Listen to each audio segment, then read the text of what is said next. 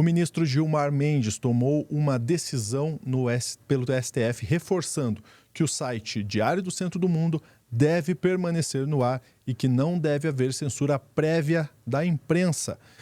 O que pode ser meio óbvio para a gente, né? Mas infelizmente até hoje a gente precisa chegar na justiça para que ela diga o óbvio. A imprensa tem que ser livre, censura não pode existir, mas existiu. A gente vai relembrar um caso que aconteceu de uma decisão do Tocantins de uma candidata a vereadora em relação à censura ao DCM. O Pedro Zambarda vai contar pra gente, ele viveu isso. Ele conta aqui com todos os detalhes no Plantão do Meteoro.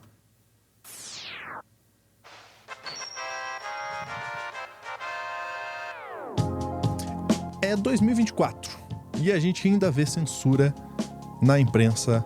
É absurdo, Pedro Zambarda, e você tem lugar de fala absurdo para falar disso também, porque foi super recente esse caso, né? Foi super recente num site que eu trabalho, né, Lúcio? Eu tô no DCM há 10 anos, eu vi, assim, todas as minhas matérias desaparecidas. Que absurdo. Vamos lá, contar essa história. Um absurdo completo.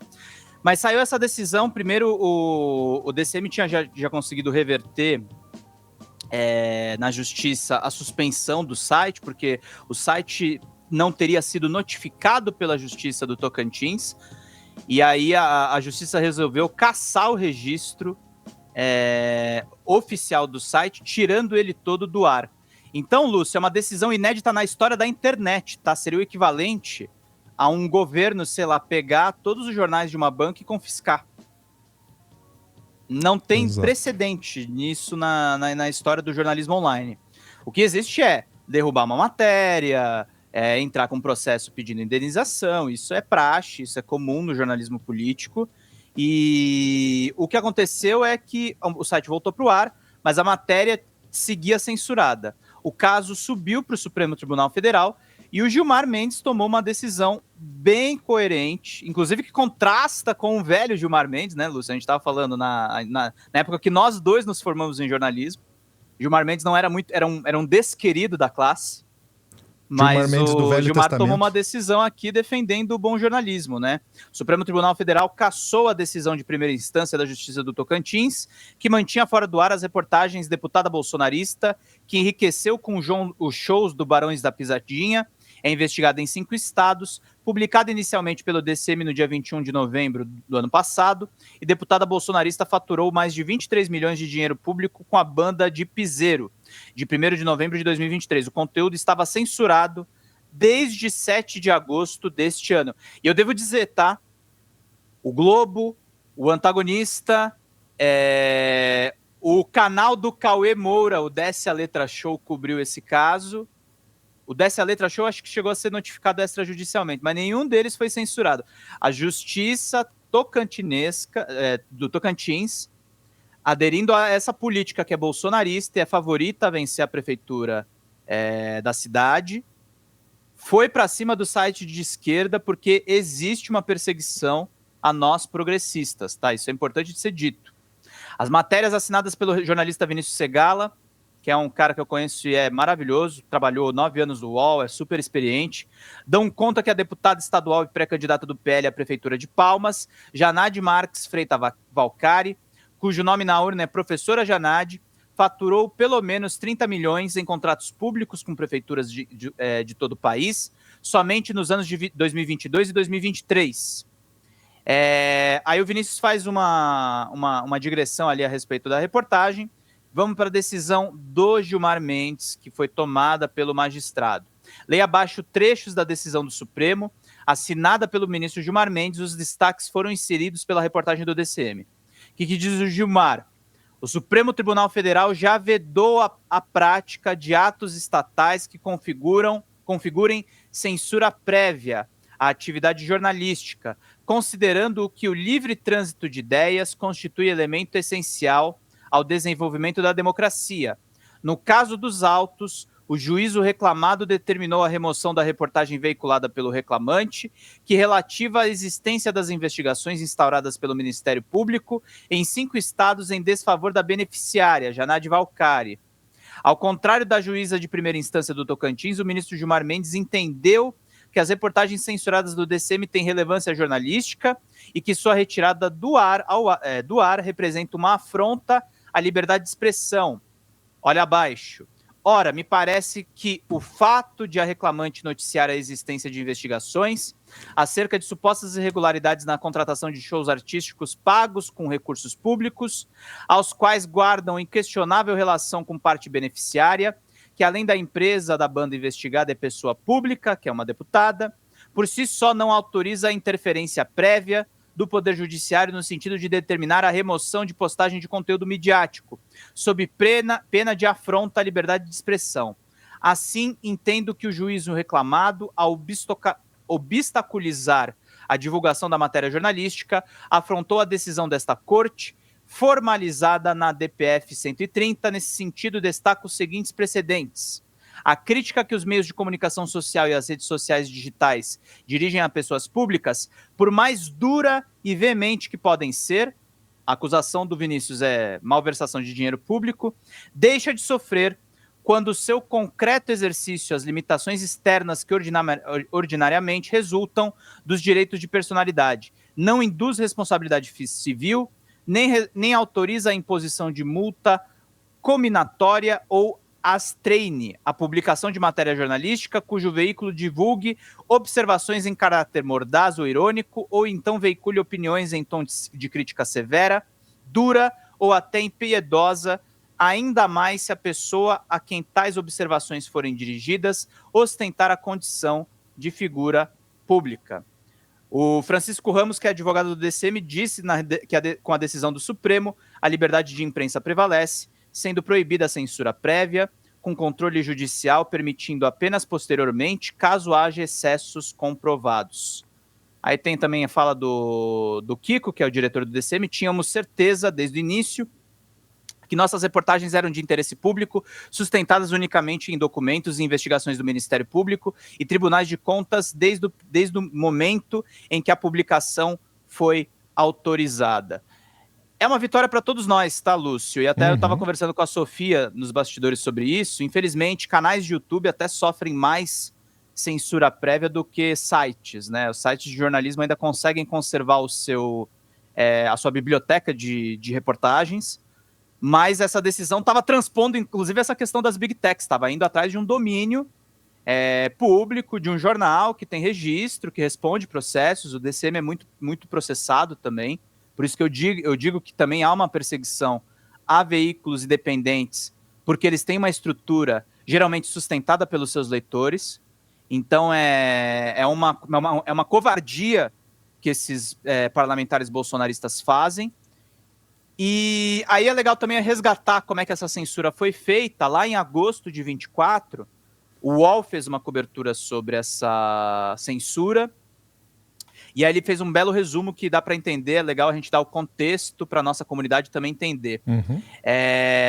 O que aconteceu? Suspenso no dia 7 de agosto, Diário do Centro do Mundo voltou ao ar na manhã desta quinta. O site publicou um editorial sobre o retorno, afirmando que a decisão do TJ do Tocantins em suspender o site inteiro é um ato de censura.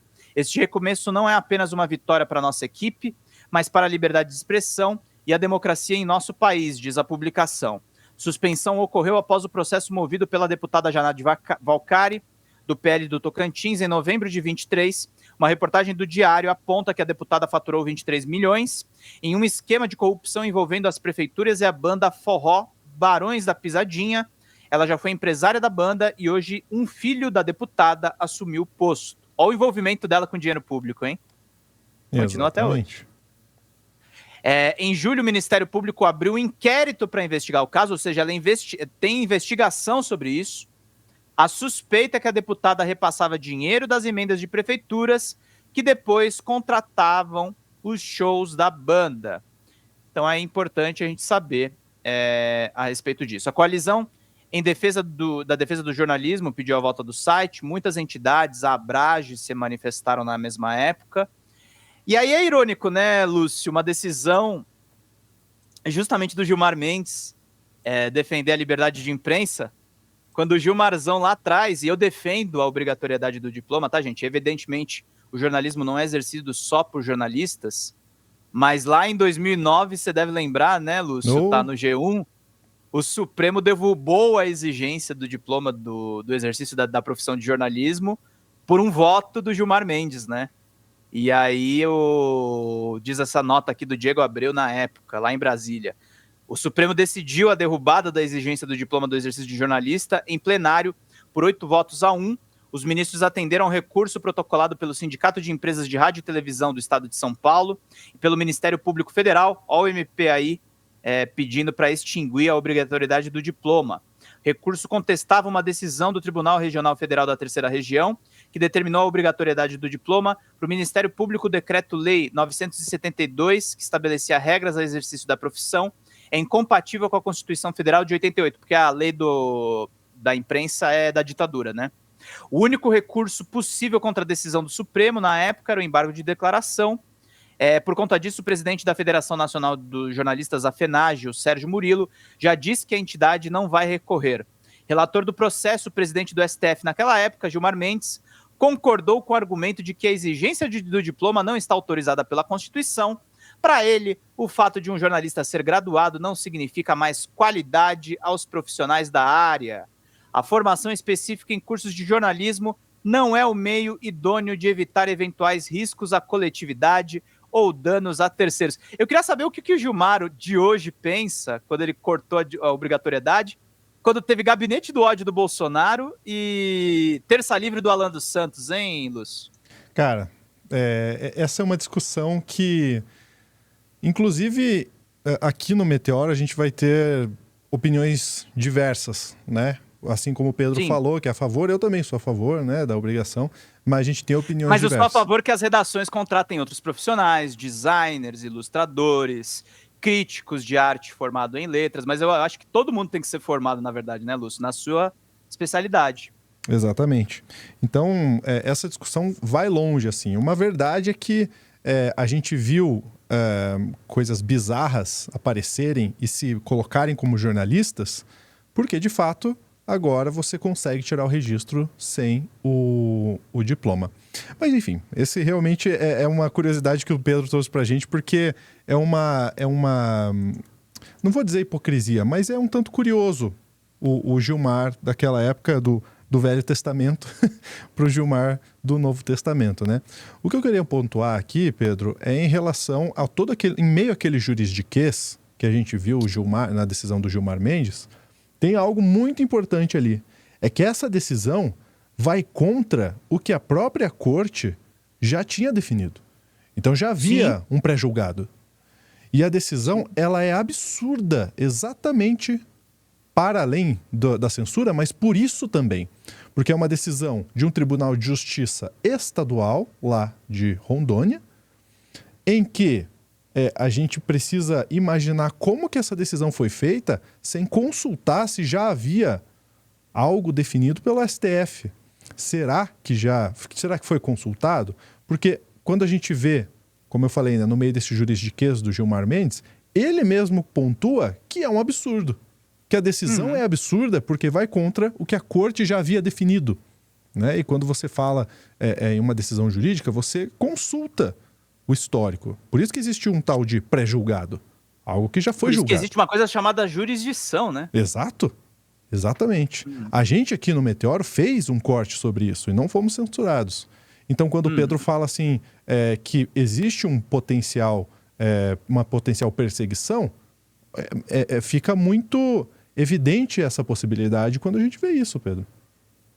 E também é uma coisa importante, jurisprudência, terapia, exatamente. E é evidente que, assim, quando... veja bem, gente, não é o DCM, é todas as mídias.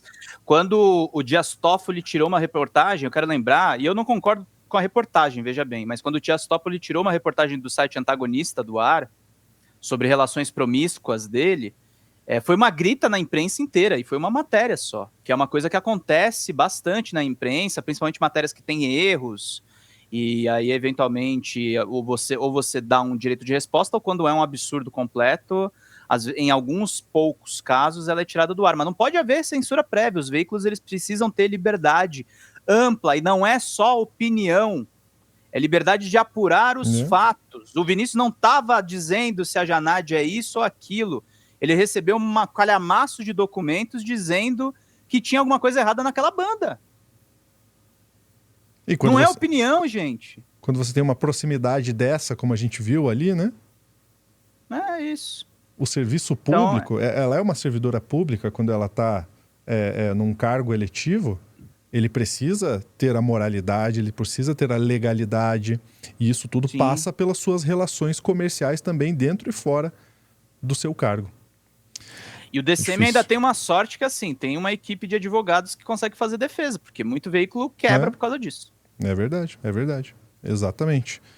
A gente não deixa abaixo não, tá? Quando rola esse tipo de coisa, a gente fala. O mais engraçado, né? A candidata do Partido Liberal.